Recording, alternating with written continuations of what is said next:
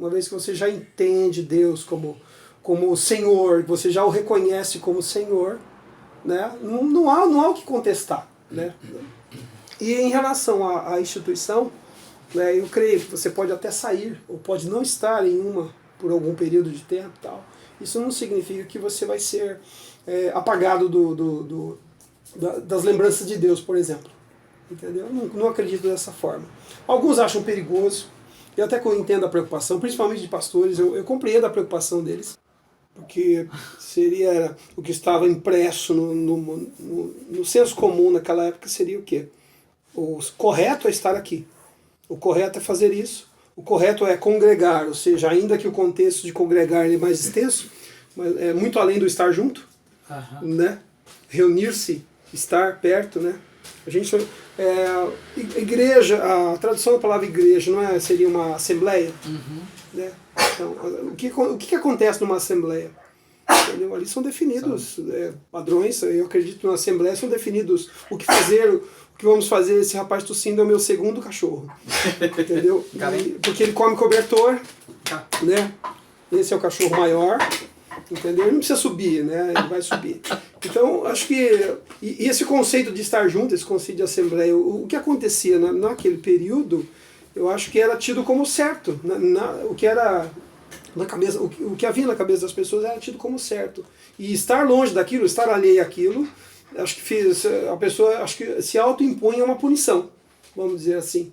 Eu não fui lá, eu não estou lá. Meu Deus, e se eu for expulso de lá, o que vai acontecer? O que vai ser da minha vida? Será que Deus vai me abandonar? Será que Deus vai me abandonar? Haja visto que aqueles homens detêm a palavra de Deus, detêm o poder de Deus, detêm o agir de Deus. Talvez eu acho que a sociedade daquela época via dessa forma.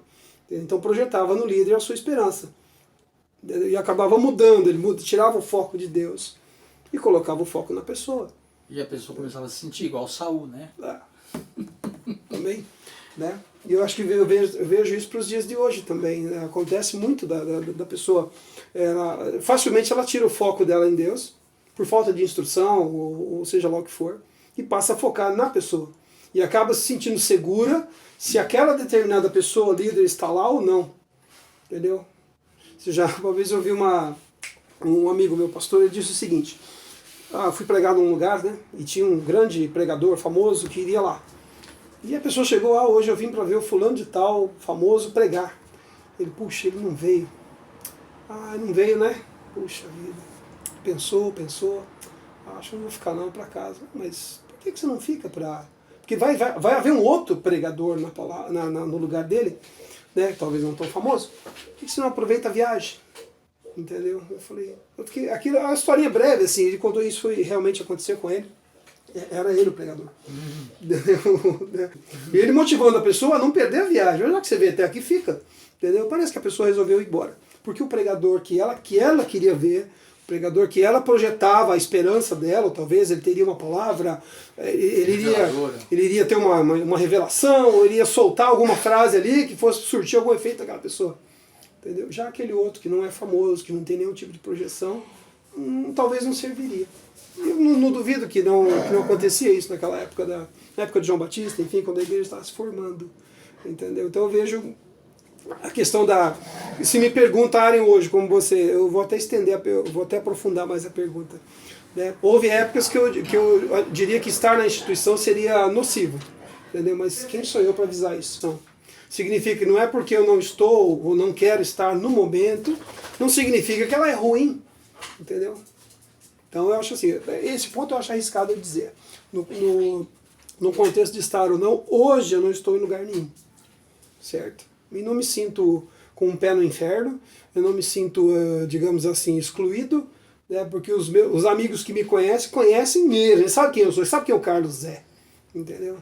Então eles sabem o que eu penso, os amigos próximos sabem o que eu penso, sabem como vai ser o meu agir, dependendo de cada situação. Entendeu? Então, eu não vejo problemas nenhum para mim. Isso eu não recomendaria para ninguém. Mas e se alguém estiver vendo essa entrevista e se sentir motivado a não estar na igreja? Olha, não vai ser por minha culpa. Fala na câmera da verdade aqui, ó. Você. Eu ia xingar, mas não vou não. Entendeu? Crente safado. Tá querendo um pretexto para sair da casa de Deus. É melhor ficar. Entendeu?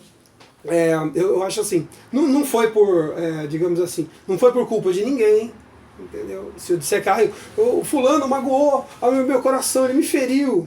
Cara, eu tô com 50 anos, velho. Pelo amor de Deus. 50 anos. Se eu usar isso como um pretexto, estou sendo muito fanfarrão. Não temos mais tempo Entendeu? para isso. Ah, não dá tempo não. Né? Trabalho, família, 2 cachorros. Entendeu? Não dá. Isso é coisa para quem para quem é adolescente. Quando o autor de Hebreus nos fala que é bom não deixar de congregar. Você entende esse congregar como estar dominicalmente em algum lugar ou não simplesmente não se afastar da comunhão com pessoas que te amam? Porque às vezes você tem tua família, que é inserida no contexto cristão, e às vezes você tem pessoas que você se reúne na sua própria casa. Eu vejo assim, a igreja, o templo, né?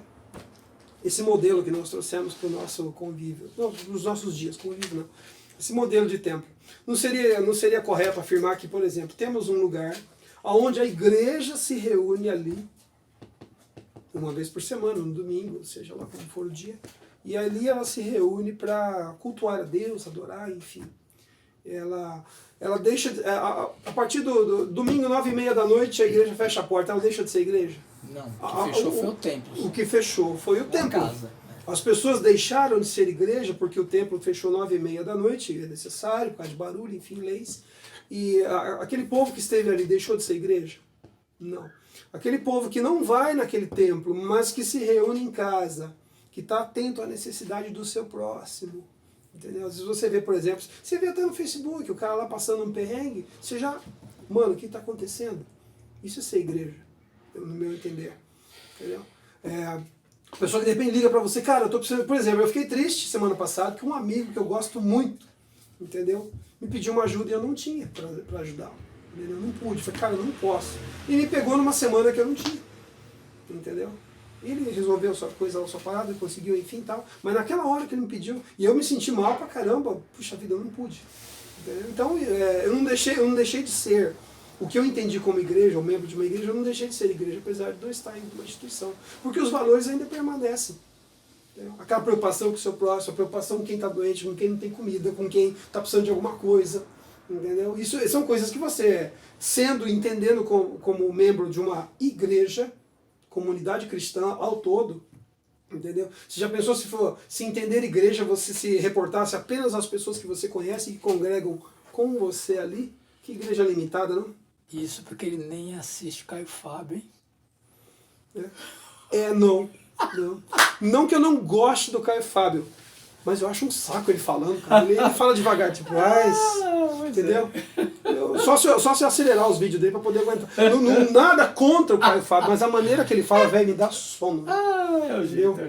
Eu estive no Monte Hermon. Ele fala devagar, cara, demais, eu não aguento.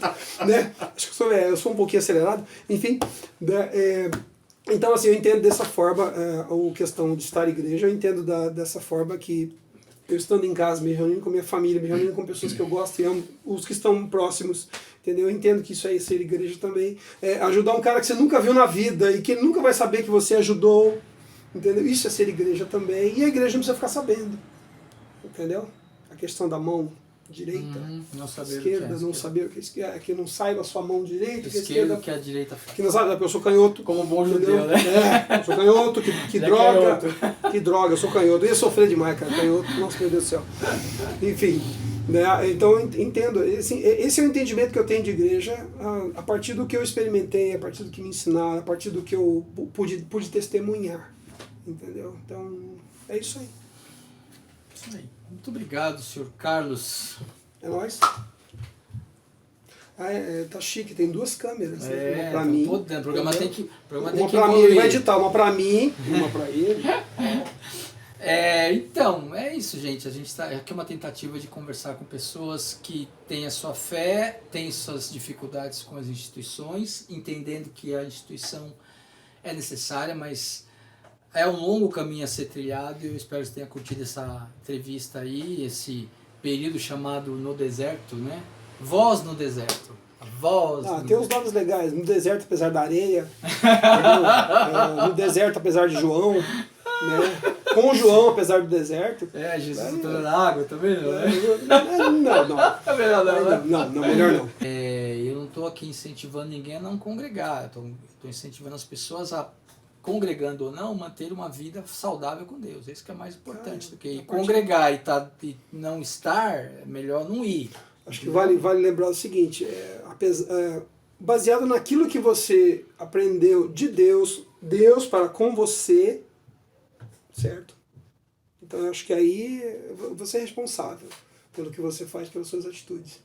Principalmente o cara que se diz cristão. Não, eu sou cristão. Então, cara, se você é cristão, você está chamando uma responsabilidade pessoal, entendeu?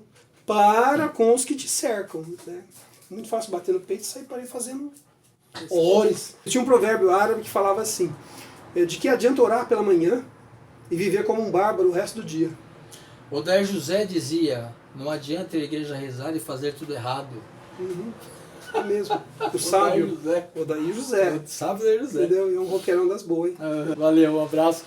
A gente vai se vendo e vai se falando. Um abraço, valeu.